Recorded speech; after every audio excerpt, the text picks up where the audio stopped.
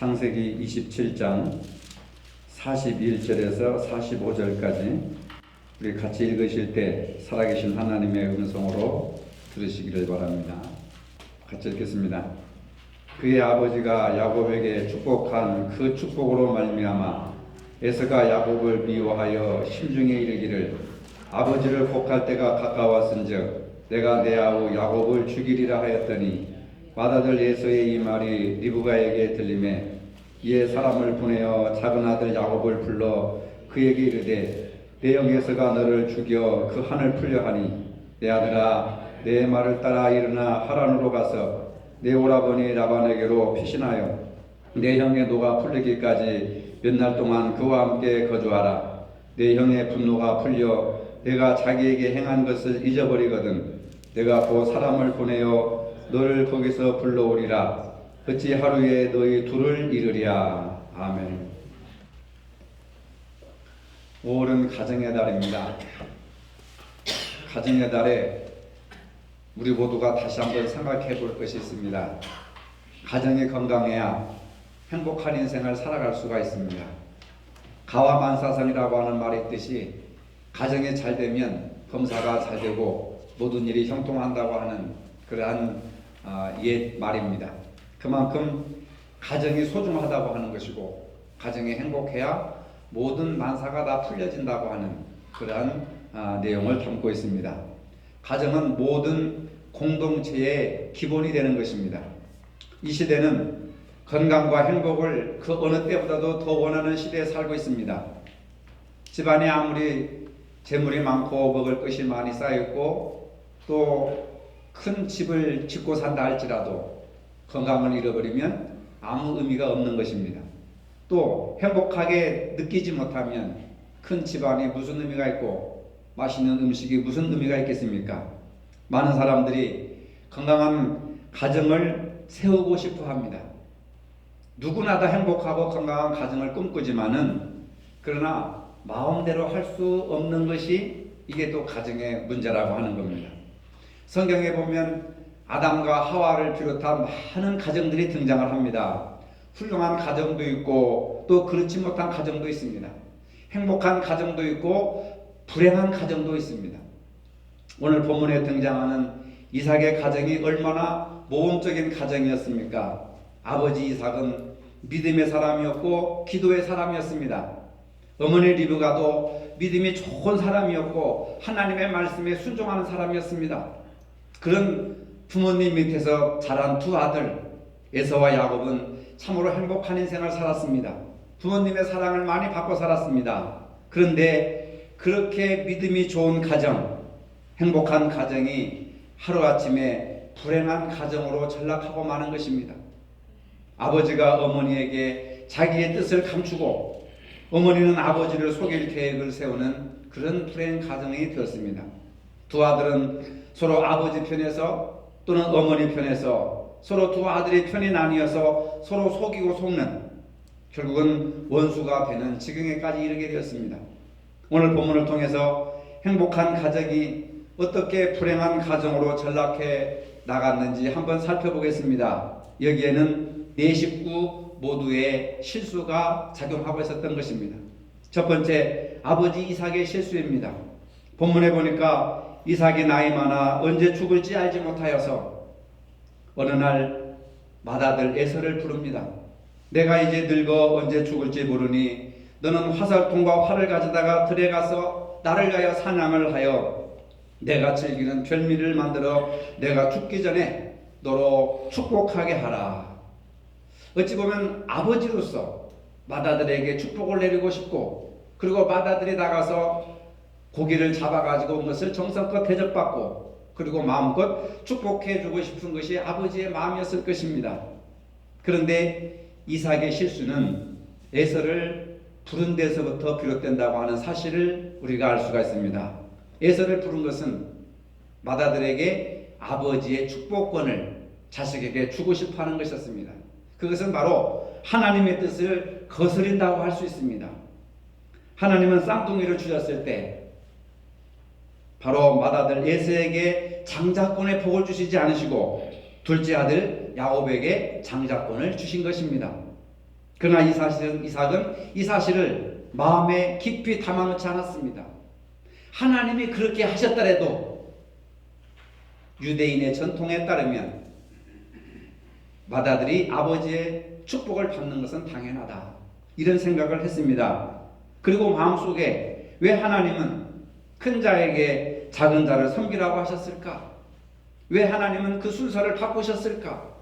당연히 맏아들이 축복을 받고 그 다음에 둘째 아들인데 어찌하여 하나님은 둘째 아들에게 장자의 축복을 주셨을까?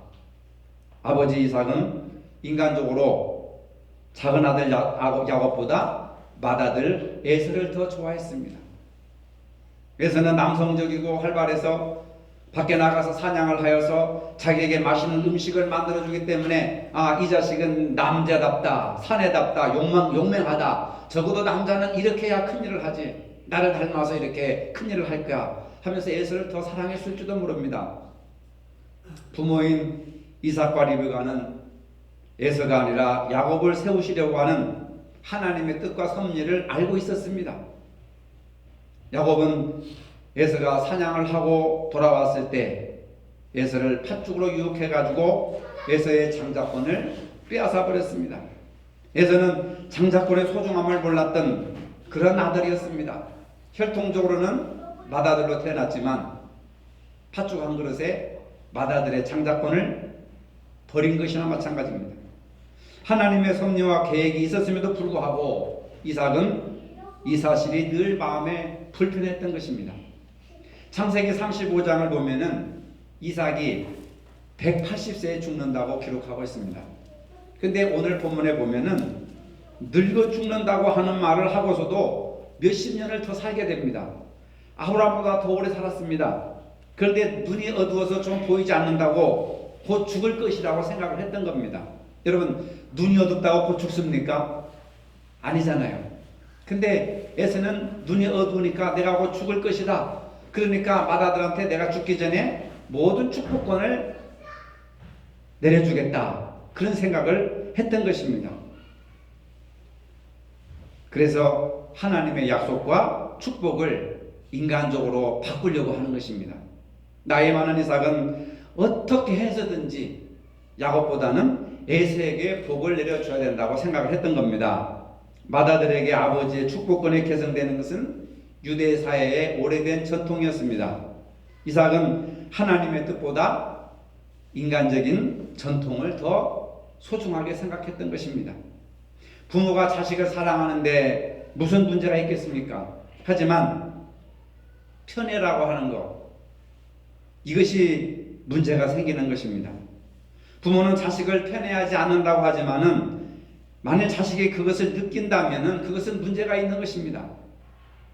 자식이 생각할 때 부모가 동일하게 자식들을 사랑한다고 느껴야 하는 것입니다. 이삭은 이 부분에서 실패한 아버지였습니다. 이삭은 에서를 더 사랑했고 리브가는 야곱을 더 사랑했습니다. 하나님의 명령은 야곱을 약속의 후계자로 세우려는 것인데 이삭은 추워도 그럴 마음이 없었다고 하는 겁니다. 하나님의 뜻을 거슬렸다고 하는 것입니다. 그래서 어느 날 에서를 불렀습니다. 그리고 미래의 자신의 계획을 말합니다. 내가 이제 늙어 죽을 날이 얼마 남지 않았으니 나를 위하여 별미를 만들어 가져오면 내가 그것을 맛있게 먹고 너에게 축복을 해줄 것이다. 이삭은 아들을 불러놓고도 그 아들이 큰 아들인지 작은 아들인지를 알지 못합니다. 18절에 보니까 내 아들아 내가 누구냐? 아들은 아들인데 이게 맏아들인지 작은 아들인지, 그래서 내가 맏아들이냐 작은 아들이냐, 내 아들아 내가 누구냐, 이렇게 아들이 누군지를 모를 지경으로 분별을 하지 못한다고 하는 겁니다. 그리고 21절에 내가 과연 내 아들 에서인지 아닌지 내가 너를 만져보려 하노라. 오직 이삭의 마음속에는, 가슴속에는 아들 하면 에서밖에 없는 거예요. 그러니까 과연 내 아들 에서인지 아닌지 내가 너를 만져보고 싶다. 왜? 에서는 털이 많은 사람이기 때문에 팔뚝을 만져봐가지고 털복숭이가 있으면 이건 큰아들 에서구나. 눈으로 안 보이니까 이제는 만져보겠다고 하는 겁니다. 그리고 아들을 만져보고도 또 누군지 확실히 알지 못합니다. 22절에 이삭이 아들의 손을 만지며 이렇게 말합니다. 음성은 야곱의 음성이나 손은 에서의 손이로다. 음성은 야곱의 음성인데, 목소리는 야곱의 목소리인데 손은 이게 또 털이 있단 말이야. 에서의 손이구나. 그러면 야곱은 털이 없습니다. 별로. 근데 갑자기 어떻게 털이 생겼느냐? 어머니가 싹 변장을 시켜줍니다. 아버지를 속이기 위해서. 그리고 23절에 보면은 야곱의 손이 에서의 손과 같이 털이 있으므로 분별하지 못하고 축복하였더라. 우리가 생각할 때는 이해가 안 가는 거예요. 아무리 나이가 들었고 눈이 이렇게 침침하고 완전히 소경이 된 것이 아닙니다. 노안이 있고 안질이 있어가지고 그렇다 하더라도 목소리를 들어보면 그게 큰아들인지 아들인지 알 수 있을 텐데, 손을 만져보니 이게 에서의 손이고 목소리를 들어보자니 이게 야곱의 목소리인 것 같고, 그래서 이게 맏아들인지 작은아들인지 분별을 못하는 거예요. 분별을 못해가지고 어떻게 됩니까? 에라 모르겠다 그냥 하고 그 야곱에게 축복을 하는 겁니다. 눈이 어두워서 이삭은 아들을 만져보고도 알지 못했습니다. 음성을, 목소리를 듣고도 알지 못했습니다. 분별력을 잃어버린 겁니다. 우리가 살면서 분별력을 잃어버린다고 하는 것은 굉장히 인생에 큰 장애가 되는 것이고 큰 실수를 하게 되는 것입니다. 예를 들어서 눈이 어두면은 진리가 뭔지 거짓이 무엇인지를 분별하지 못합니다. 야곱이 다가와가지고 내가 에서라고 한다면, 분별력을 잃어버린다면, 야곱이 와서 내가 에서입니다 하면 에서로 믿어버리는 거예요. 거짓말을 하는 사람이 내게 다와가지고 이것이 진실이라고 얘기하면 그걸 믿어버린다고 하는 거예요. 우리가 인간관계 속에서 어떤 사람이 나에게 와서 누구에 대해서 막 거짓말을 하면 분별력이 없는 사람은 그걸 믿어버리는 거예요. 그걸 사실로 받아들이는 겁니다. 요즘 텔레비전 뉴스에 보면 가짜 뉴스라는 말이 많이 나오잖아요. 가짜 뉴스가 막 들려오는데 사람들이 그걸 믿어버리는 거예요. 왜 그렇습니까? 눈이 어두워서 분별력을 잃어버렸기 때문에, 저 사람이 얘기했는데 설마 나에게 거짓말을 했을 것인가 하고 그 사람을 믿어버리는 거예요.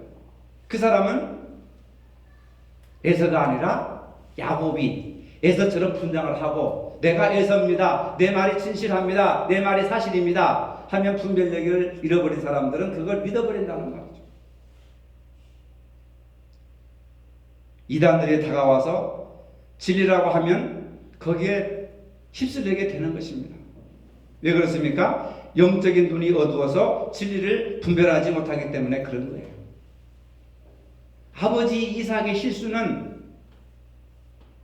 눈이 어두워서 맏아들인지 작은아들인지 분별도 못하고, 음성도 분별하지 못하고, 손을 만져보고서도 분별하지 못하는,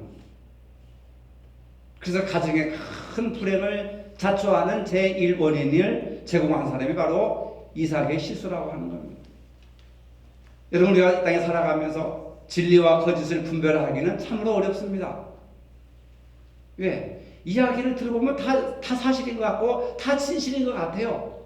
그래서 그 사람을 믿어버립니다. 근데 정말로 이렇게 보면은 그게 거짓일 수도 있고 가짜 뉴스일 수도 있고 자기를 속이기 위한 것일 수도 있고 남을 모함하기 위한 모함일 수도 있는 거예요. 두 번째, 리브가의 실수입니다. 리브가는 이삭의 아내요, 에서의 아내요, 그 다음에 야곱과 이삭의, 에서와 누굽니까? 에서와 야곱의 어머니죠. 부인입니다. 아내의 실수, 리브가의 실수. 이삭의 계획을 몰래 엿들은 리브가는 당황하면서 고민을 합니다. 그 이유는 하나님이 분명히 야곱에게 축복을 주시겠다고 약속하셨고 그 사실을 알고 있었는데 남편이 하나님의 뜻을 거슬려서 에서를 축복하려고 하기 때문에 갈등이 생기는 겁니다. 리브가의 고민은 하나님의 뜻을 따라야 될 것인가, 남편의 뜻을 따를 것인가 하는 것이었습니다. 우리도 가끔 이와 같은 고민을 합니다. 세상의 뜻을 따를지 아니면 하나님의 뜻을 따를지 고민을 하게 됩니다.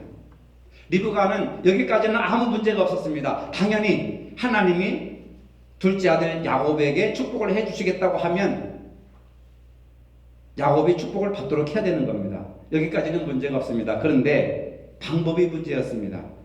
남편을 속이고 야곱에게 축복을 받게 하기 위해서 결심을 합니다. 야곱에게 염소를 가져오게 하며 별미를 만들게 합니다. 별미를 만들어줍니다. 그뿐 아니라 야곱을 털이 많은 에서로 변장시켜줍니다. 아버지를 철저하게 속여야 된다. 만약 거짓말이 탄로나서 저주를 받게 되면 그 저주는 내가 따겠다. 내가 받겠다. 그리고 그것도 모자라가지고 에서의 냄새가 나는, 에서의 땀이 쳤고 에서의 냄새가 나는 그 옷을 훔쳐다가 야곱에게 입힙니다. 아버지가 눈이 어두워가지고 분별을 못하더라도 냄새는 맡을 수 있지 않겠는가? 그 냄새를 맡을 때에 에서의 냄새가 나야 되니까 해가지고 에서의 땀이 젖어 있는 옷을 야곱에게 입히는 겁니다. 철저하게 남편을 속이는 겁니다. 완벽하게 남편을 속이는 겁니다. 아버지가 눈이 어두워서 냄새로 에서를 알아볼까봐 야곱에게 에서의 냄새가 배어있는 옷을 입히는 것입니다. 리브가는 야곱에게 축복을 받게 하기 위해서 거짓말과 속임수를 완벽하게 쓰고 있습니다. 이것이 리브가의 실수라고 하는 겁니다. 리브가는 하나님의 뜻을 따르고자 했습니다. 그런데 방법이 잘못된 것입니다. 거짓말과 속임수로 남편을 속이고자 하는 것은 하나님의 뜻이 아닙니다. 리브가는 처음부터 남편을 속일 계획을 했습니다.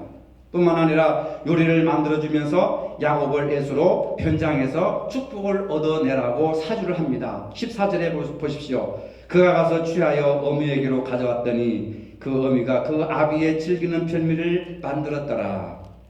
야곱은 즉시 가서 염소를 어머니에게 가져다 주었습니다. 어머니는 그 염소를 이삭의 입에 맞도록 에서의 입에 맞도록 요리를 해줍니다. 요리도 정성이 들어가야 맛있는 것이지 남편을 속이기 위해서 남편을 속이기 위한 목적으로 음식을 만들면 그건 맛이 없는 것입니다. 이삭을 철저하게 속이는, 남편이 아내를 속이고 아내가 남편을 속이고 그 다음에 자식이 부모를 속이고 부모가 자식을 속이고 또 자식이 자식까지 이렇게 서로 속이는, 이걸 콩가루 집안이라고 이야기를 하죠. 리브가는 적극적으로 거짓된 행동을 합니다. 이삭을 위한 별미를 만들고 에서의 옷을 훔칩니다. 하나님이 과연 이러한 일을 기쁘시게 하실 수 있을까? 내 자식이 복을 받을 수만 있다면 수단과 방법을 가리지 않고 옳지 못한 방법을 사용하는 리브가의 행동에 대해서 여러분들은 어떻게 생각하십니까? 요즘 억척스런 부모들의 자화상을 보는 듯합니다. 리브가의 실수를 한마디로 요약하면은 아들이 복을 받는다면 수단과 방법을 가리지 않고 심지어는 남편까지 속이고 그 다음에 맏아들까지 속이고 내가 사랑하는 아들을 성공시킬 수만 있다면, 수단과 방법을 가리지 않는 현대인들의 억척스러운 부모의 모습을 볼 수가 있습니다. 하나님의 뜻을 따르겠다고 하는 것은 잘한 일이지만은 하나님의 뜻을 이루는 과정에서 거짓과 속임수를 쓴 것이 문제라고 하는 것입니다. 목적이 선하면 수단과 방법도 선해야 되는데 그러나 좋지 않은 방법을 사용했습니다. 이것은 마치 하나님 앞에 헌금을 하기 위해서 남의 물건을 훔쳐서 도둑질하여서 헌금하는 것과 마찬가지입니다. 하나님은 이러한 태도를 기뻐 받으시지 않으신다는 겁니다. 세 번째, 야곱의 실수입니다. 야곱은 아버지가 좋아하는 요리를 만들어서 방으로 들어가서 자기가 에서라고 거짓말을 합니다. 눈이 어둡고 침침해서 잘 볼 수는 없지만은 에서의 음성이 아니어서 이삭은 의심을 합니다. 야곱은 에서의 목소리를 흉내냈을 뿐만 아니라 서슴지 않고 자기가 자기 형 에서라고 거짓말을 합니다. 그리고 또 너무나 빨리 음식을 해왔기 때문에 너 어떻게 이렇게 빨리 가서 사냥을 해서 음식을 만들어 왔느냐? 그러니까 야곱은 하나님께서 나에게 은혜를 베풀어 주셔서 짐승을 잡아가지고 이렇게 음식을 만들어 와서 하나님이 도와주셔서 이렇게 빨리 순적히 음식을 만들어 왔습니다 하면서 하나님의 이름까지 이용을 하는 겁니다. 이삭은 계속 의심을 떨쳐버릴 수가 없어서 결국 손을 만져보겠다고 말합니다. 21절에 보니까 그러나 손을 만져보고 나서 갈등이 더 깊어지는 겁니다. 22절에 계속됩니다. 야곱이 그 아비 이삭에게 가까이 가니 이삭이 만지며 가로되 음성은 야곱의 음성이나 손은 에서의 손이로다 하며 이삭은 축복하려고 마음먹고 다시 한번 마지막으로 아들에게 질문을 합니다. 이삭이 가로되 내가 참대 아들 에서냐? 절박한 이삭이 가로되 내가 참대 아들 에서냐? 그가 물으니까 야곱이 그러합니다. 내가 에서입니다. 여러분, 아무리 나이 들어 눈이 어두운 아버지를 할지라도 자식된 도리로서 그렇게 하면 안 되는 거죠. 아무리 축복이 좋기는 하지만은 늙은 아비를 속이는 것은 자식된 도리로서 도리가 아닌 것입니다. 야곱은 이렇게까지 거짓말을 하여서 아비의 축복을 받아냅니다. 축복은 받았지만은 그러나 그 길이 형통한 길이 아니었습니다. 나중에 에서가 돌아와서 이 모든 일이 된 것을 알고 화가 막 머리끝까지 나는 겁니다. 야곱을 죽이겠다고 막 씩씩거립니다. 결국 야곱은 축복을 받기는 받지만은 집에서 쫓겨나는 신사가 되고 말았습니다. 밤에 보따리를 싸서 정든 집을 떠나야 했습니다. 리베가는 눈물을 흘리며 자기 아들을 피시킵니다. 하루에 두 아들을 다 이룰 수 없다고 생각하여서 야곱을 도피시키는 겁니다. 야곱의 험악한 세월이 시작되는 겁니다. 네 번째로 에서의 실수입니다. 에서는 들에 나가 열심히 사냥하여서 급히 집으로 돌아와 음식을 만들어서 아버지 이삭의 방으로 들어가 말합니다. 아버지, 제가 사냥해서 별미를 만들어 왔습니다. 맛있게 드시고 저에게 마음껏 축복해 주시옵소서. 이 말을 들은 이삭은 충격을 받아서 깜짝 놀랍니다. 33절에 보니까 그냥 몸이 사시나무 떨리듯 떨었다고 하는 겁니다. 이게 도대체 무슨 일이냐, 어쩐 일이냐. 에서는 자신의 축복을 빼앗은 야곱을 미워서 어쩔 줄을 몰라 합니다. 장자권과 아버지의 축복을 다 빼앗아간 동생 아주 일을 가는 겁니다. 그러면서 아버지가 돌아가시기만 하면은 당장 죽여버리겠다. 무서운 살인에 대한 이야기를 하는 겁니다. 에서는 장자권과 축복권이 있었지만 자기의 복을 우습게 여긴 사람이죠. 팥죽 한 그릇에 장자의 명분을 팔았던 것입니다. 복을 받을 자격은 없는 것이죠. 에서에게 줄 수 있는 마지막 축복은 뭐냐? 너는 칼을 의지하여 살겠고 너의 동생을 섬기는 운명을 갖게 될 것이다. 여러분, 누구를 사랑한다는 것, 또 무엇을 사랑한다는 것 그 자체가 나쁜 것이 아닙니다. 잘못된 것은 아닙니다. 심지어 우리가 자식들을 기르다 보면은 어떤 아이에게 조금 더 큰 사랑이 돌아갈 수도 있습니다. 그러나 그것 때문에 순리를 거스린다든지 하나님의 뜻을 어긴다고 한다면 그게 실수하는 것이고 그게 가정의 불행을 자초하게 된다고 하는 겁니다. 오늘 우리는 위대한 믿음의 가정을 살펴보았습니다. 그들은 모두 훌륭한 믿음을 가져있고 하나님의 축복을 받은 가족임에도 불구하고 네 사람 모두가 다 실수를 범했던 겁니다. 아버지 이삭은 하나님의 뜻을 거스리고 전통적인 방법대로 아들에게 축복해 주려고 했던 겁니다. 죽기 전에 맏아들에게 축복하고 싶었던 것입니다. 아버지의 심정을 우리가 이해할 수 있습니다. 어머니 리브가는 하나님의 뜻대로 야곱의 축복을 받도록 하기 위해서 거기까지는 좋았지만은 올바른 방법대로 하지 않고 철저하게 거짓된 방법을 동원했습니다. 에서는 장자의 명분을 팥죽 한 그릇에 팔아 장자권을 소홀히 여겼습니다. 야곱은 늙은 아버지를 속였습니다. 철저하게 아버지를 속였습니다. 본문을 통해서 네 사람이 범한 실수를 보게 됩니다. 사람은 누구나 다 실수하게 마련입니다. 하지만 부모는 자녀들을 공평하게 사랑해야 되는 겁니다. 누구 하나를 편애하면 반드시 갈등이 생기는 것입니다. 야곱도 나중에 요셉을 편애하여서 형제들이 요셉을 죽이려고 하는 것입니다. 부모의 잘못된 사랑이 형제 간의 원수가 되는 경우가 얼마나 많은지 모릅니다. 편애라고 하는 것은 한편을 지나치게 사랑하는 것이 아니라 잘못된 사랑의 방법을 말하는 겁니다. 편애를 받는 사람도 소외당한 사람도 모두가 다 자식인데 잘못된 사랑의 방법이 형제 간의 갈등을 만들고 원수를 만들게 됩니다. 그리고 편애를 쏟아부은 자식이 잘못되면 부모는 가슴을 치면서 내가 너를 얼마나 사랑했는데, 내가 너를 위해서 얼마나 고생을 했는데, 내가 너를 어떻게 해서 키웠는데 하면서 분노를 터뜨리는 겁니다. 편애는 사랑의 과잉이 아니라 잘못된 사랑의 방법을 말하는 겁니다. 미국의 가정사역연구소에서 자녀들이 부모 때문에 교회를 떠나는 10가지 이유를 조사를 했는데, 부모님들의 잘못된 행동으로 자식들이 교회를 안 나가는 그 10가지 이유가 미국 가정사역연구소에서 발표를 했습니다. 첫째, 주일이나 교회 행사를 무시하고 여행을 떠날 때. 둘째, 예배 시간에 시계를 몇 번 쳐다볼 때.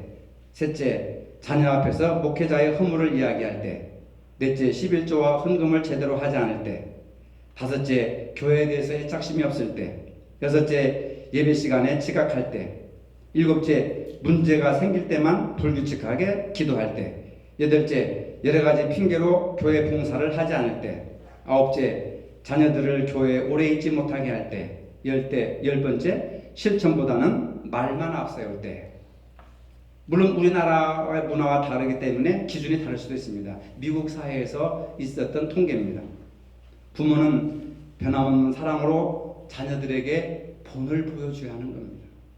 만약 자녀들이 여러분들의 신앙생활에 거부감을 느끼고 여러분들에게 대항한다면 그 이유는 부모된 우리들이 신앙과 삶이 일치되는 삶을 살지 못하기 때문에 자녀들에게 큰 상처를 주는 것입니다.